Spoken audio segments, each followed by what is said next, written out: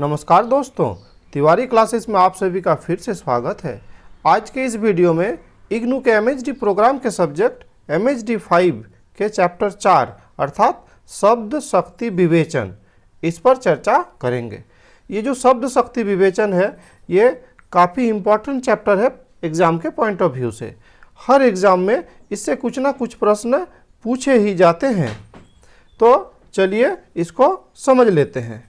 साथ ही इससे पिछले इकाइयों के वीडियो को अगर आप देखना चाहते हैं तो डिस्क्रिप्शन में लिंक मिल जाएगा, आप वहां से जाके देख सकते हैं। तो चलिए आज शब्द शक्ति को समझ लेते हैं। तो शब्द में निहित अर्थ को प्रकट करने वाले कार्य या व्यापार को शब्द शक्ति कहते हैं। ठीक है, अर्थात जो शब्द का कोई एक निश्चित अर्थ नहीं होता, उसका अर्थ तो उसके प्रयोग पर निर्भर करता है, क्योंकि एक ही शब्द का विभिन्न संदर्भों में इसके भिन्न भिन्न अर्थ निकलते हैं। अर्थ निकालने का कार्य किसी न किसी शक्ति के द्वारा होता है और उसी शक्ति को शब्द शक्ति कहा जाता है। ये उदाहरण द्वारा अधिक आसानी से स्पष्ट हो सकेगा। जैसे कि पहला जो वाक्य है, गधा घास चर रहा है। ठीक है, तो यहाँ पर जो गधा का अर्थ है ये एक सामान्य चौपाया जानवर के लिए प्रयोग हुआ है। लेकिन अगर दूसरा सेंटेंस देखें तो मेरा मित्र गधा है। ठीक है, तो यहाँ पर जो गधा का अर्थ है ये गधा का अर्थ कुछ दूसरा ही है ना। तो यहाँ पे गधा का अर्थ बेवकूफ़ कहा जा सकता है। ठीक है, तो पहले में जो गधा का अर्थ है ये एक चौपाया जानवर का अर्थ है, लेकिन दूसरा में देख रहे हैं तो ये बेवकूफ़ के संदर्भ में इसका प्रयोग हुआ है। अगर तीसरा सेंटेंस देखें तो कह सकते हैं कि इस देश में गधे तो घास चरते हैं और घोड़ा भूखा मरते हैं। ठीक है, अर्थात जो कम बुद्धिमान लोग हैं ना उसका तो गुजारा चल जाता है, लेकिन जो अधिक बुद्धिमान भी है तो उन्हें भी क्या होता है, गुजारा चलाने में दिक्कत होता है। तो तीनों संदर्भ में जो गधा का अर्थ है वो क्या है, डिफरेंट है, और यही क्या है, शब्द शक्ति है। शब्द शक्ति के कारण ही यही एक ही शब्द का अलग अलग संदर्भ में अलग अलग अर्थ निकलता है। आप कह सकते हैं जैसे पहला वाक्य है तो इसमें अविधा शब्द शक्ति है, दूसरा में लक्षणा और तीसरा में व्यंजना। ये तीनों शब्द शक्तियों को हम लोगों को समझ लेना है। तो आचार्य मम्मट ने अपनी पुस्तक काव्य प्रकाश में 3 प्रकार के शब्द शक्ति का वर्णन किया है। पहला अविधा, दूसरा लक्षणा और तीसरा व्यंजना। तो पहला जो शब्द शक्ति है अविधा, तो अविधा का अर्थ क्या है कि जो वाक्य का मूल अर्थ को या मुख्य अर्थ को जो प्रकट करने वाला शक्ति है वही अविधा है। ठीक है, अर्थात अविधा से जो अर्थ मिलता है वो होता है मुख्यार्थ या क्या, अभिधार्थ। ठीक है, जैसे इस उदाहरण में हम लोग देख रहे थे कि गधा घास चर रहा है, तो यहाँ पे गधा का अर्थ एक चौपाया जानवर का है जो क्या है, एक मुख्य अर्थ है। ठीक है, वैसे ही लक्षणा शब्द शक्ति से जो अर्थ निकलता है उसको हम लोग लक्षार्थ कहते हैं। जैसे पिछले वाक्य में हम लोग देखे कि मेरा मित्र गधा है, नहीं, तो यहाँ पे गधा का अर्थ कोई चौपाया पशु न होकर उसका जो एक गुण है ना, बेवकूफ़, तो ये अर्थ यहाँ पे आ रहा है। वैसे ही व्यंजना शब्द शक्ति से जो अर्थ निकलता है उसको व्यंग्यार्थ कहते हैं, है ना, अर्थात ये व्यंग किया जाता है या उसी बात को घुमा के कहा जाता है। ठीक है, तो ये हो गया व्यंजना शब्द शक्ति। अब हम लोग एक एक शब्द शक्ति को समझ लेते हैं। तो पहले अविधा शब्द शक्ति। ठीक है, तो वक्ता द्वारा बोले गए वाक्य या शब्द के साधारण एवं व्यावहारिक अर्थ को प्रकट करने वाली शक्ति को अविधा शक्ति कहते हैं। ठीक है, अर्थात जो वाक्य में बोला जा रहा है ना, जो वाक्य में बोला जा रहा है वही सामान्य जो अर्थ है या व्यावहारिक जो अर्थ है उसी अर्थ को अविधा शक्ति कहते हैं। ठीक है, यह शक्ति किसी के गुण, जाति, द्रव्य, क्रिया का ज्ञान कराती है।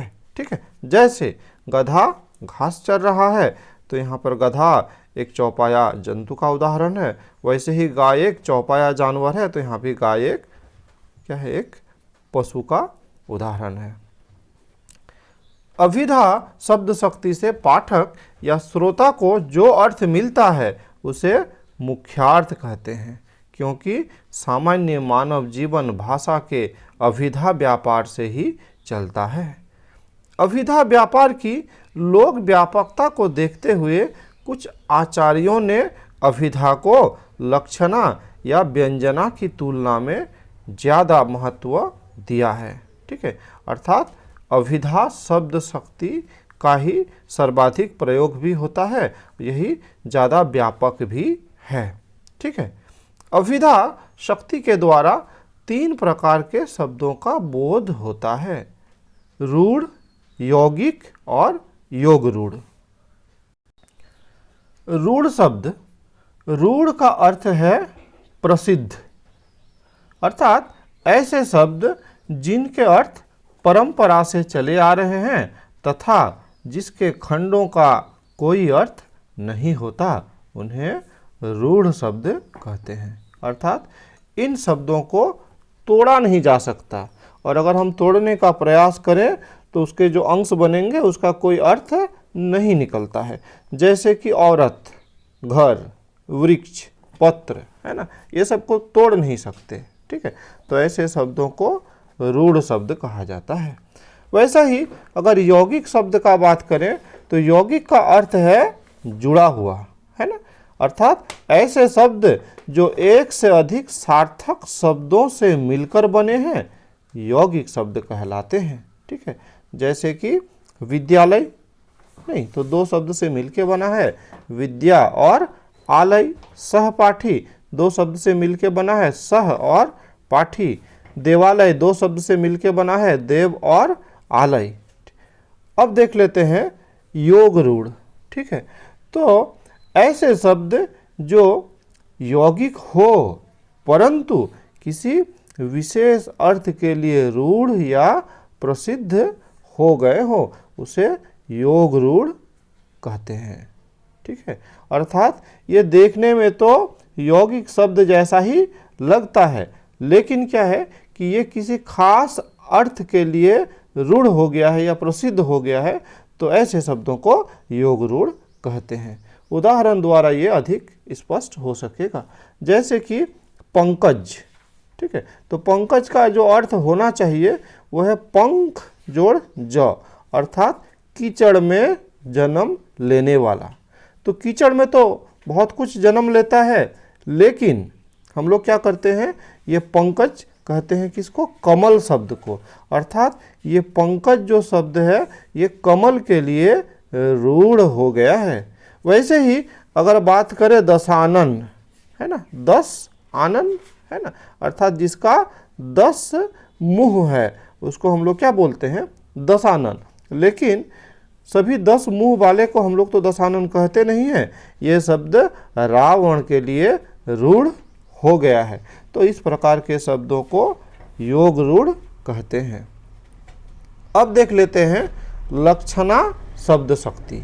ठीक है, मुख्य अर्थ के बाधित होने पर रूढ़ि या प्रयोजन के कारण जिस शक्ति के द्वारा मुख्य अर्थ से संबंध रखने वाला अन्य अर्थ लक्षित हो उसे लक्षणा व्यापार शक्ति कहते हैं। ठीक है, यहाँ पे पूरा क्लियर है कि जब क्या हो, मुख्य अर्थ में बाधा उत्पन्न हो।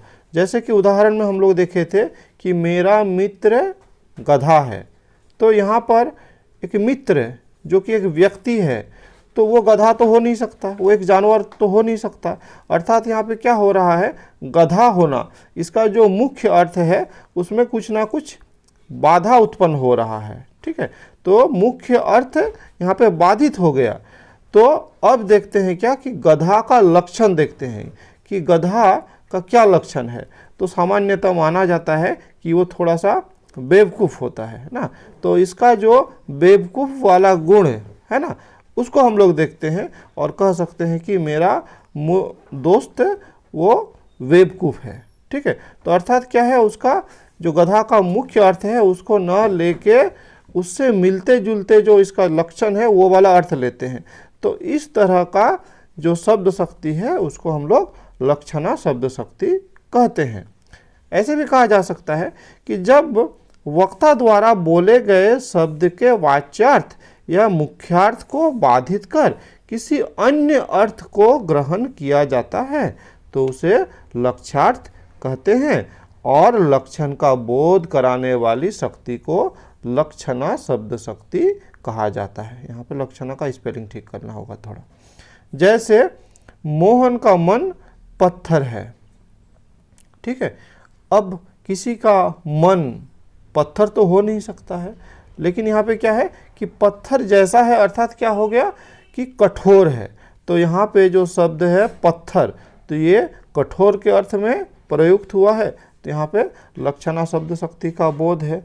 वैसे ही जैसे मेरा मित्र गधा है, इस पर तो चर्चा किया जा चुका कि कोई मित्र जानवर तो हो नहीं सकता, तो अर्थात जो गधा का जो गुण है बेवकूफ वाला, वो गुण के लिए इस शब्द का प्रयोग हुआ है।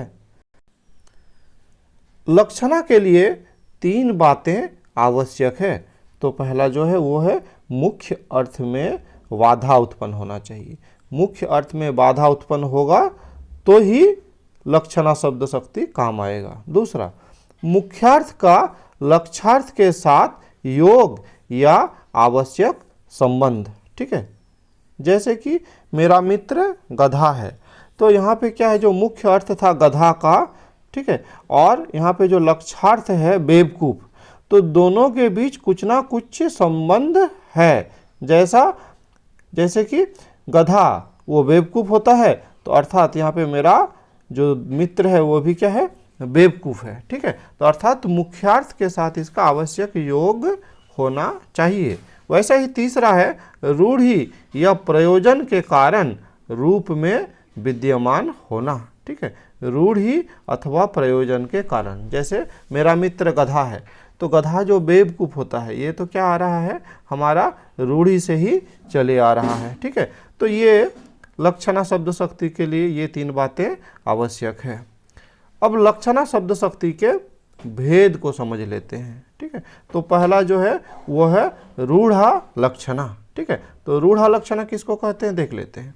जहाँ मुख्यार्थ से संबंध होने पर भी वह उससे भिन्न है, ठीक है।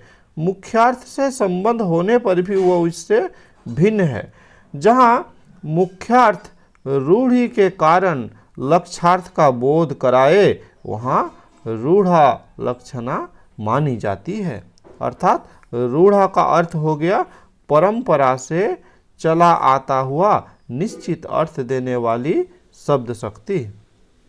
जैसे अगर देख ले हम लोग कि परंपरा या पहले से प्रचलित कुछ प्रयोग है ना, जैसे भारत जाग उठा, ठीक है।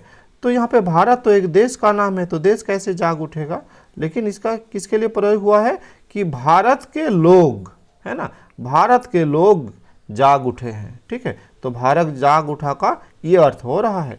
वैसे ही जैसे हम लोग कहते हैं कि भारत बैटिंग कर रहा है, नहीं, तो भारत नहीं, जो भारत के क्रिकेट टीम के प्लेयर हैं वे बैटिंग कर रहे हैं, ठीक है। तो यहाँ पे उस अर्थ में प्रयोग हो रहा है। वैसे ही अगर बोले कि कश्मीर रक्त में डूब गया है, नहीं, तो ये नहीं, ये वहाँ के लोगों के लिए प्रयुक्त हुआ है। तो यहाँ पर लक्षणा शब्द शक्ति दिखाई देता है। वैसे ही अगर लोकोक्ति या मुहावरे के शब्द को देखें तो भी ये क्लियर होगा। जैसे राम अपने पिता के आँखों का तारा है, ठीक है। तो यहाँ पे आँखों का तारा किस अर्थ में प्रयोग हुआ है, बहुत ही प्यारा है, अर्थात राम अपना पिता का बहुत ही प्यारा है। वैसे ही अगर दूसरा उदाहरण देखें कि नरेश की सरेआम पगड़ी उछल गई, ठीक है। तो यहाँ पे पगड़ी उछलना अर्थात बेइज्जती होना, नहीं, बेइज्जती होना, अर्थात नरेश की सरेआम बेइज्जती हो गई। तो इस तरह से जो लोकोक्ति मुहावरे के शब्द है यहाँ पर रूढ़ा लक्षणा दिखाई देता है। अब देख लेते हैं अगला प्रकार प्रयोजनवती लक्षणा, ठीक है। तो जहाँ वक्ता के विशेष प्रयोजन से प्रेरित होकर शब्दार्थ का प्रयोग लक्षार्थ में किया जाता है वहाँ प्रयोजनवती लक्षणा मानी जाती है। ठीक है, अर्थात अपने प्रयोजन से उसका हम लोग अर्थ निकालते हैं। ठीक है, जैसे कि यह ताजमहल कब तक पूरा होगा, यहाँ पर ताजमहल से हम अपने प्रयोजन के अनुसार इसका अर्थ निकाल सकते हैं कि ये लंबे समय तक चलने वाला काम है ना। तो अगर हम किसी को कहें कि ये ताजमहल कब तक पूरा होगा, अर्थात ये बहुत दिन से बन ही रहा है, उसे हम पूछना चाह रहे हैं कि यह और कितना लंबा समय इसका लगेगा, काहे कि हम तो जानते हैं कि ताजमहल को बनने में 20 वर्ष लग गया था। वैसे ही दूसरा उदाहरण में देखिए, तो देखिए तो सही मेरे पड़ोसी ने क्या ताजमहल बनवाया है। तो इस वाक्य में जो ताजमहल का अर्थ है वो एक भव्य महल के लिए प्रयुक्त हुआ है। तो आप वाक्य देखें तो जिम जाने से तो तुम्हारी भुजाएं पत्थर हो गई, तो यहाँ पे पत्थर हो जाना मतलब क्या हो जाना, पुष्ट हो जाना है ना, कठोर हो जाना। तो यहाँ पे इस संदर्भ में प्रयोग हुआ है। और अगर तीसरा वाक्य देखें तो ये बैग तो उठता ही नहीं है, क्या पत्थर भर लाए। तो यहाँ पे पत्थर का अर्थ हो रहा है कि काफ़ी भारी। ठीक है, तो अर्थात ये संदर्भ के अनुसार या अपने प्रयोजन के अनुसार इसका अर्थ बदलता रहता है। तो यहाँ पर प्रयोजनवादी लक्षणा शक्ति होता है। अब देख लेते हैं उपादान लक्षणा। ठीक है, यदि लक्षणा से निकलने वाले अर्थ में वाच्यार्थ भी सम्मिलित रहता है तो उसे उपादान लक्षणा कहते हैं। ठीक है, अर्थात लक्षार्थ में वाच्यार्थ भी एक उपादान या अंग के रूप में सम्मिलित रहता है। उदाहरण द्वारा ये अधिक स्पष्ट हो सकेगा। जैसे भैया जब अलग घर बसाओगे तो नोन तेल का भाव पता लग जाएगा। ठीक है, अर्थात यहाँ पे नोन तेल का भाव से क्या अर्थ है कि जब गृहस्थी बसाओगे तो जब सारी चीज़ें लाओगे, क्या क्या चीज़ लाना पड़ता है, तब जाके तुमको पता चलेगा। तो उसके लिए जो लाई जाने वाली सामग्रियां हैं वो तो बहुत सारी है, लेकिन उस बहुत सारी सामग्रियों में ये नॉन तेल भी सम्मिलित है, अर्थात उसे नमक और तेल भी लाना है। ठीक है, तो यहाँ पर क्या हो गया कि जो ये मुख्यार्थ है, नॉन तेल का जो मुख्य अर्थ है नमक और तेल, तो ये भी क्या है, ये पूरा शब्द शक्ति का क्या एक भाग है ना। अर्थात जो सारी सामग्रियां लानी है उसका ही एक भाग है नॉन और तेल भी। तो यहाँ पर क्या है, उपादान लक्षणा शब्द शक्ति है। वैसे ही अगर अगला उदाहरण देखें कि हाथ पांव बचाकर काम करना। ठीक है, तो हाथ पांव बचा के काम करना का सामान्य क्या अर्थ है कि शरीर को बचा के काम करना। ठीक है, लेकिन उस पूरे शरीर में नहीं, हाथ पांव भी उसका ही एक अंग है। ठीक है, तो हाथ पांव का जो मुख्य अर्थ है वो भी एक उपादान के रूप में काम कर रहा है, एक अंग के रूप में काम कर रहा है। तो यहाँ पर उपादान लक्षणा शब्द शक्ति है। अब देख लेते हैं लक्षण लक्षणा। ठीक है, जहाँ पर लक्षणा से निकलने वाले अर्थ में वाचक सम्मिलित नहीं होता। नहीं, लास्ट वाला में हम लोग क्या देखे कि वाचक जो है वो भी एक अंग है, लेकिन लक्षण लक्षणा में वाचक सम्मिलित नहीं होता। अर्थात जो शब्द बोला जा रहा है उसका अर्थ सम्मिलित न होकर उस शब्द का केवल लक्षण ही सम्मिलित रहता है। ठीक है, जैसे मेरा मित्र गधा है, तो यहाँ पर गधा सम्मिलित नहीं है, बल्कि गधा का जो बहुत सारा गुण है, नहीं वो सीधा साधा है, उसको बेवकूफ़ माना जाता है। ठीक है, और भी कुछ जो गुण होगा, वो चौपाया जानवर है। ठीक है, तो इस तरह से उसका जो बहुत सारा गुण है उसमें से एक गुण को लिया गया है, और वो कौन सा गुण लिया गया है, वो बेवकूफ़ वाला गुण लिया गया है। ठीक है, तो अर्थात उसका कोई एक लक्षण लिया गया है। तो यहाँ पे लक्षणा शब्द शक्ति में जो लक्षण लक्षणा है वो प्रयोग हुआ है। वैसे ही दोनों घरों में अच्छा तालमेल है। तो यहाँ पे क्या है कि दोनों घरों में, तो यहाँ पे दोनों घरों से अर्थ क्या हो गया कि दोनों घरों में तो नहीं, लेकिन दोनों घरों के लोगों में। ठीक है, तो यहाँ पे दोनों घरों के लोगों के लिए ये शब्द का प्रयोग हुआ है। ठीक है। वैसे ही मेरा घर गंगा नदी पर है, ठीक है। अब कोई गंगा नदी पर घर तो हो नहीं सकता, नहीं। तो इस वाक्य का क्या अर्थ है कि मेरा घर गंगा नदी के किनारे है या गंगा नदी के पास में है, ठीक है। अर्थात यहाँ पे जो मुख्यार्थ है तो मुख्यार्थ इसमें सम्मिलित नहीं होता है, नहीं, ठीक है। उस मुख्यार्थ का जो बहुत सारा लक्षण है उसमें से कोई ना कोई लक्षण सम्मिलित होता है, ठीक है। जैसे गधा के संदर्भ में हम लोग देखें कि गधा बेवकूफ़ भी होता है ना, गधा सीधा साधा भी होता है, हाँ, गधा चौपाया जानवर भी है ना। तो इन सारे गुणों में हम लोग कोई एक लक्षण को लेते हैं, ठीक है। तो यहाँ पर लक्षण लक्षणा का प्रयोग होता है, ठीक है। तो आज के इस वीडियो में इतना ही। बहुत जल्द ही शब्द शक्ति का ही जो एक महत्वपूर्ण भाग है व्यंजना शब्द शक्ति, है ना, तो व्यंजना शब्द शक्ति पर बहुत जल्द ही वीडियो लेकर आएंगे। अगर आपको यह वीडियो अच्छा लगा तो लाइक शेयर कर सकते हैं। साथ ही अगर आप इस चैनल में नए हैं तो इस चैनल को सब्सक्राइब कर सकते हैं, जिससे इस चैनल में इग्नू रिलेटेड जो भी वीडियो अपलोड होता है उसका नोटिफिकेशन सबसे पहले आपको मिल सके। तो चलिए मिलते हैं अगले वीडियो में। इस वीडियो में मेरे साथ बने रहने के लिए बहुत बहुत धन्यवाद।